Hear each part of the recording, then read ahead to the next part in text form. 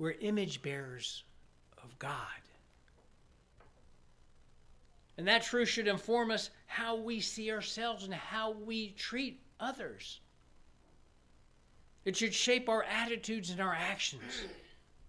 It should shape our relationships.